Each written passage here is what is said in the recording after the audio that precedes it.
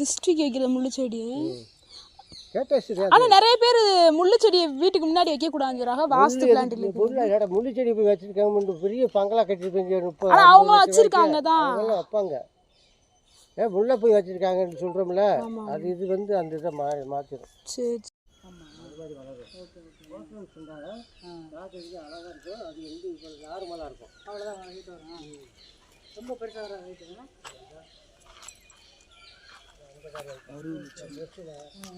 இதெல்லாம் எப்படி தண்ணி ஊற்றிக்கிறியா?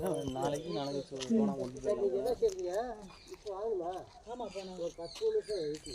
சரி, ரைட்டு, ஓகே.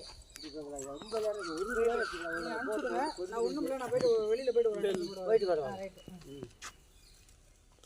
நீங்கள் எடுத்து மட்டும் மல்லிகை செடி கேட்டிங்களே தான் அடுக்கு மல்லி.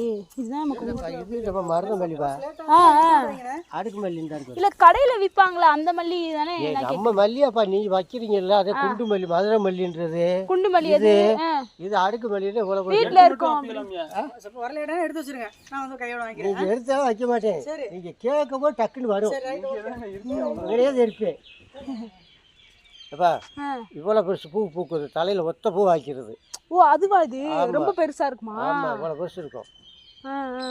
டேபிள் ரோஸ் மாதிரி அடுக்கடுக்காக இருக்கும் அது.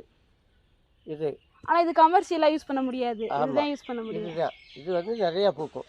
இந்த மதுரை மல்லி கொடுங்க எங்களுக்கு. அப்படி சொல்லு. நான் விவரத்தை சொல்கிறேன்ல. சரி, எங்களுக்கு தெரியாதுல்ல, அதை கேட்குறாங்க. என்கிட்ட 1-2 பூவோட வச்சுருக்கு. பூ அது பார்த்துக்கிட்டீங்களா? இது மதுரை மல்லி. ஓகே. இது வந்து அடுக்கு மல்லி. இலைக்கு அதுக்கு வித்தியாசம் இருக்கு. நல்லா ஆமாம், அந்த நல்லா தெரியுதுல்ல. கோல்டு கலர் இருக்கும். இது பார்த்தீங்களா எப்படி இருக்கும்?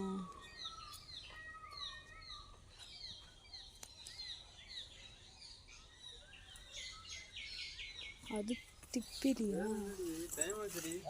அவரு பாவம்